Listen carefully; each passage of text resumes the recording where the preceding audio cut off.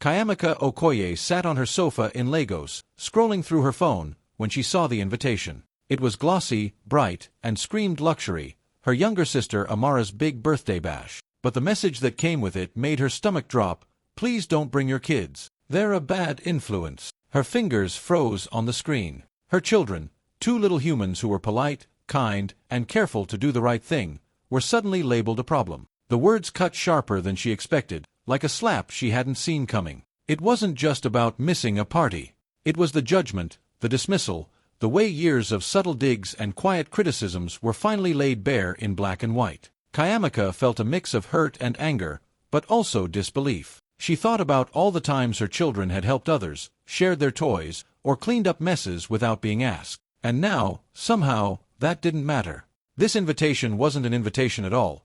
It was a reminder that her sister had the power to define her family, to turn moments of joy into a test of worthiness. Sitting there, Kayamika realized she had a choice. She could let the insult sting, or she could see it for what it really was, a window into the years of quiet disrespect she had endured. And for the first time, instead of reacting immediately, she just stared at the screen, letting the words settle, thinking carefully about what to do next. The real story, she knew, wasn't on the invitation. It was only beginning. Kayamika grew up in Enugu, always feeling like the responsible one. She finished her homework on time, helped around the house, and tried to make sure everyone else was okay. Her younger sister, Amara, seemed to float through life on charm alone. She had a way of drawing attention, making people laugh, and looking effortlessly put together. Their parents adored that about her, often brushing off her bad behavior as confidence or spirit, while Kayamika's efforts went unnoticed, quietly expected as if they were nothing special. Even as kids, Kayamika noticed how things worked in Amara's favor.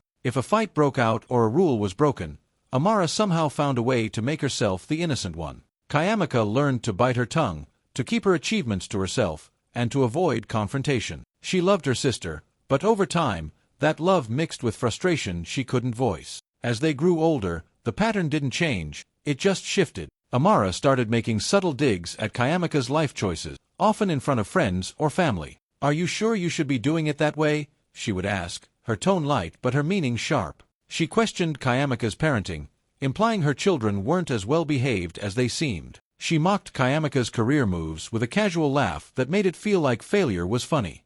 And yet, when anyone else noticed, Amara could spin the story to make herself look supportive or generous. The bad influence comment on the birthday invitation was nothing new. Kayamika had heard variations of it for years, whispered or disguised as jokes. This time it was different. It was out in the open, in writing, undeniable. It forced Kayamika to face what she had already felt. Her sister had a long history of undermining her, of shaping how others saw her, and of quietly trying to control the narrative. It stung, but it also clarified things. This wasn't just a birthday party. It was a reminder of years of subtle power plays, and for the first time, Kayamika felt a spark of determination to see it clearly and respond on her own terms. Kayamika sat on her bed that evening, going over every memory, every little interaction her children had with Amara and her friends. She thought about how polite her kids were, how they helped set the table at family dinners, how they shared their toys and even cleaned up messes that weren't theirs. They were kind, respectful, and careful, never loud or disruptive. Nothing in their behavior could possibly justify what her sister had written. Then it hit her. She remembered a conversation she had overheard months ago at a gathering. Amara's friends had quietly complained that Kayamika's children made their own kids look undisciplined. Kayamika had brushed it off at the time, thinking people were just exaggerating. But now she saw the connection. Amara hadn't been protecting her party or her guest. She had been protecting herself, her image, her reputation, her control. It wasn't about children misbehaving or anyone causing trouble. It was about appearances. Amara's pride and ego were more important than truth or fairness. She had decided it was easier to exclude Kayamika's children than to address the uncomfortable comparison or to stand up for honesty. The realization changed something in Kayamika. This wasn't a simple insult. It wasn't a minor family spat she could ignore. It was personal. Amara's comment wasn't about etiquette or party rules. It was about control, judgment, and keeping up appearances at the expense of reality. Her sister wasn't just trying to exclude her kids. She was trying to make Kayamika feel small, to undermine her in front of everyone without even having to argue. For the first time, Kayamika saw the situation clearly. This was about power, not parties. About reputation, not fun. And in that clarity, anger mixed with determination. She knew she couldn't change Amara's mind or force respect through words alone. If she wanted to protect herself and her children, she would need to act differently, quietly, strategically. And above all, she would make sure the truth, something Amara couldn't twist, spoke for itself. Kayamika stared at her phone for a long time before typing a reply. Instead of firing back, she kept it short and polite. She understood and would attend the party alone. She pressed send, her fingers shaking a little, but there was no anger in the message. She wanted it to be simple, controlled, and unshakable. On the outside, she seemed calm, even neutral. But inside, everything had shifted. The hurt was still there, sure, but it was mixed with something sharper, clarity. She realized she didn't have to argue, beg, or prove herself to her sister, or to anyone else. Respect wasn't something she could demand, and anger wouldn't fix years of subtle undermining. Instead, she decided she would let her actions speak, quietly but clearly, and in a way Amara could never twist. For the first time, Kayamika wasn't defending herself. She stopped explaining, justifying, or defending her children. She didn't try to make Amara see her side or apologize. She stopped trying to control how others perceived her. Instead, she became an observer, paying attention to conversations, watching behavior, and quietly noting patterns. Every word Amara said, every story she told, Kayamika catalogued it in her mind without reaction. That stillness gave her power. It wasn't loud or dramatic, but it was deliberate. She felt a strange sense of anticipation, not for confrontation, but for truth to emerge naturally. Kayamika realized that for the first time, she wasn't trapped in the story Amara had written for her. She could watch, she could learn, and she could respond on her own terms. By the time the party came around, she knew she would walk in confident, calm, and composed. She would let everything unfold in front of the right people. No shouting, no accusations, just quiet strength. And that, she understood, could be far more powerful than anger. The calm before the storm wasn't about her losing control, it was about gaining it, in a way Amara never saw coming. Kayamika decided she needed to know the full story before doing anything. She reached out to a few cousins and mutual friends, just casually, nothing obvious, nothing that would tip Amara off. She asked about past gatherings, small family moments, even casual playdates. At first, the conversations were light, just catching up, but as people talked, patterns started to emerge. Slowly, it became clear. Amara had been telling stories, stretching the truth to make herself look better. Her friends remembered her exaggerating incidents with Kayamika's children, calling them wild or disrespectful, saying they were uncontrollable when in reality they were polite, helpful, and kind. Little things were twisted. A spilled drink became carelessness, a disagreement over a toy became a fight, and somehow, over time, the story had grown bigger and scarier in the ears of others. Kayamika felt a mix of disbelief and anger. These weren't minor exaggerations. They were carefully constructed stories meant to undermine her, to make her seem like a bad parent, and to elevate Amara in comparison. But even as the frustration bubbled up, Kayamika didn't confront her sister. She knew that would only create a fight, something Amara could spin as her being too sensitive or overreacting. Instead, Kayamika documented everything mentally, quietly piecing together the narrative Amara had been building behind her back. She thought about who had heard what,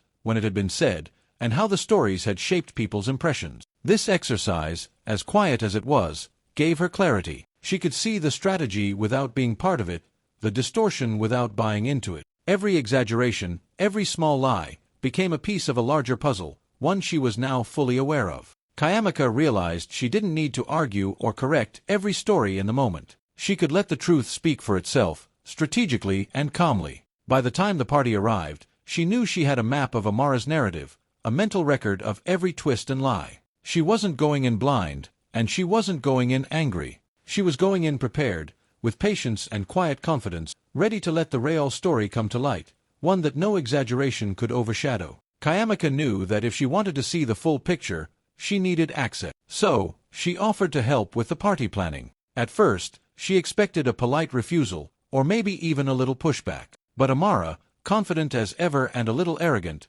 welcomed the help. She probably saw it as another way to show off how generous and capable she was. By volunteering, Kayamika gained more than just tasks to do. She got the guest list, the schedule, and small details about who would be attending. More importantly, she got a sense of the stories circulating among the guests, what people were saying about her kids, and about her family. Every little detail Amara shared, every casual comment from friends, was a piece of the bigger puzzle she had been quietly observing. Kayamika didn't let herself get caught up in anger or revenge. She wasn't planning a dramatic confrontation or a public humiliation. Instead, she was focused on something precise and subtle, letting the truth come out naturally. She understood that when the right people were present, when the stories were compared, contradictions would reveal themselves without her having to force the moment. Helping with the planning also gave her time to observe Amara up close. She noticed the little ways her sister tried to control the narrative, how she polished stories, how she smiled at the right moments to appear kind, how she subtly nudged people towards certain opinions. Kayamika catalogued it all, mentally noting each lie, each exaggeration, and each attempt at manipulation. The plan was simple, but powerful. She would attend the party fully prepared, calm and composed, while letting Amara's stories unravel on their own. No anger, no drama, no over-the-top moves, just quiet presence, careful observation, and subtle, undeniable truth. Kayamika felt a strange excitement at the thought. For the first time in years, she wasn't reacting to her sister. She was in control, shaping the situation not through confrontation, but through awareness, patience, and careful action. This party wasn't going to be what Amara expected, and that thought gave Kayamika a quiet satisfaction she hadn't felt in a long time. The day of the party arrived, and everything looked like a scene from a magazine. The venue in Victoria Island was stunning. Glossy floors, soft lighting, and tables decorated with fresh flowers and glittering candles. Guests arrived in designer outfits, chatting and laughing, and everything seemed polished to perfection. From the outside, it was exactly the kind of glamorous celebration Amara loved to host. Kayamika stepped inside feeling calm and collected. She dressed simply but elegantly, projecting a quiet confidence. She wasn't there to compete or prove anything with clothes or charm. Her power would come from observation and subtle action. She moved through the crowd with ease, greeting people warmly, listening carefully, and joining in light conversations that flowed naturally. She talked about everyday things, recent trips, funny moments with her kids, shared memories from childhood, but always in a way that drew others into the conversation. She mentioned little stories about her children, like how they had helped a neighbor or tidied up after a game, in casual, offhand ways. She never boasted, never corrected Amara directly. Instead, she planted small seeds that reminded people of the truth, letting their own memories and experiences do the work.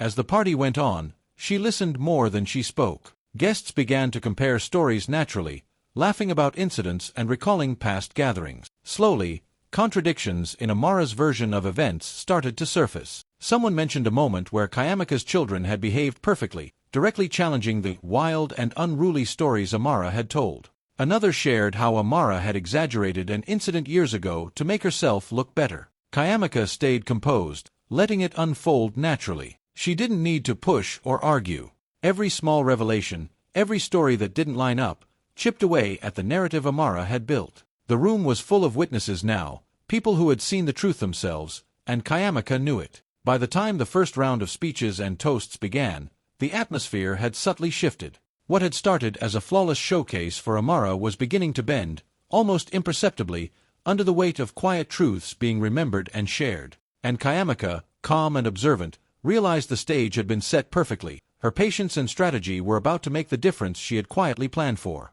The turning point came quietly, almost casually. A group of guests were chatting near the drinks table when someone laughed and said, "Remember how Amara said Kayamika's kids were wild? I can hardly picture that." It was said jokingly, but the words carried a weight that made a few heads turn.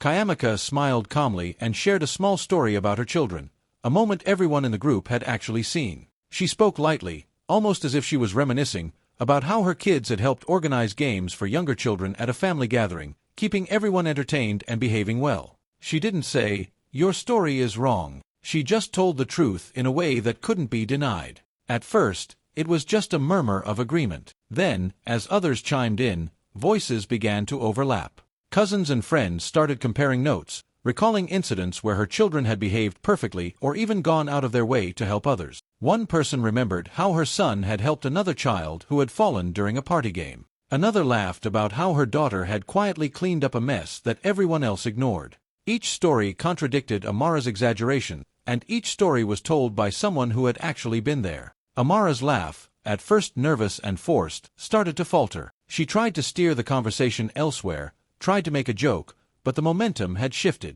The more people spoke, the more inconsistencies in her stories became obvious. What had been a carefully polished image began to crack, right in front of everyone. Kayamika didn't push, didn't raise her voice or call anyone out. She just listened, letting the truth surface naturally. Every nod, every shared memory, chipped away at Amara's control over the narrative. By the end of the conversation, the room felt different, lighter, honest, and more open. Guests weren't criticizing, they were just noticing and remembering the truth. And in that subtle shift, Kayamika realized something important. The power wasn't in proving someone wrong aggressively. The power was in letting the real story emerge, calm and undeniable, in front of everyone who mattered. What had started as a perfect, glamorous party slowly began to shift. The laughter and small talk still filled the room, but there was a new energy, curious, observant, a little questioning. Guests who had once accepted Amara's stories without thought now started asking questions, gently at first, almost as if they were trying to understand. Wasn't there a time when Kayamika's kids, or, I thought they actually helped out that day, floated through the air, soft but pointed. Amara tried to keep her usual composure. She smiled, laughed, and made jokes, but it was thinner now, less confident. She had always controlled the narrative, shaping what others thought about her and, by extension, Kayamika. But here, in front of a room full of people who had actually seen the truth, that control was slipping. Every question, every shared memory, chipped away at the story she had built so carefully. Kayamika stayed calm, never raising her voice or making a scene. She didn't attack her sister or call out the lies. Instead, she listened, nodded, and shared small, gentle truths when the moment called for it. A quiet story here, a remembered incident there, simple, honest, and undeniable. She let the witnesses do the work for her. People began connecting the dots themselves, realizing the contrast between what Amara had said and what they had actually seen. The tension in the room grew subtly but unmistakably. Amara's confident, polished image, the one that had always impressed and intimidated others, started to crack. Guests exchanged glances, some whispering, some laughing at the contrast between the exaggerated stories and what they remembered. There was no shouting, no drama, but the shift was clear. The balance of power in the room had changed. For the first time, Kayamika realized she wasn't the one on the defensive. She wasn't trying to prove herself or demand respect. She had stepped back, observed, and allowed the truth to unfold naturally. And as Amara struggled to maintain her carefully crafted image, Kayamika felt a quiet, steady sense of vindication. The party was no longer just a celebration of Amara. It had become a moment where honesty quietly, undeniably, won the day. After the party, Kayamika went home to her children.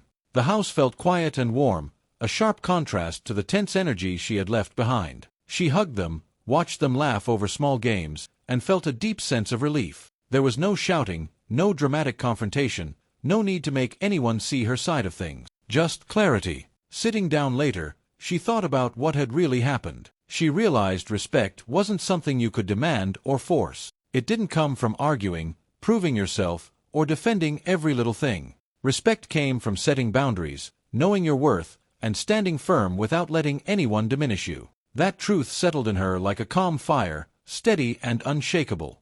A few days later, Amara reached out. Her messages were defensive, hesitant, and maybe even a little shaken. She wanted something, an explanation, an apology, maybe just reassurance that she was still in control. But Kayamika didn't need validation anymore. She had seen the truth surface naturally, in front of everyone who mattered. She had done what needed to be done without compromising herself, without stooping to anger or games. Kayamika's victory wasn't about ruining a party or embarrassing her sister. It was quieter, stronger than that. It was in reclaiming her voice, protecting her children from unfair judgment, and refusing to be diminished again. She had observed, planned, and acted with patience and precision, and in the end, truth had spoken louder than any argument. As she tucked her children into bed that night, she felt something she hadn't felt in a long time: peace. A sense of control over her own life, her own story, and her own family. That peace, she realized, was more powerful than any victory Amara could have hoped for at her party.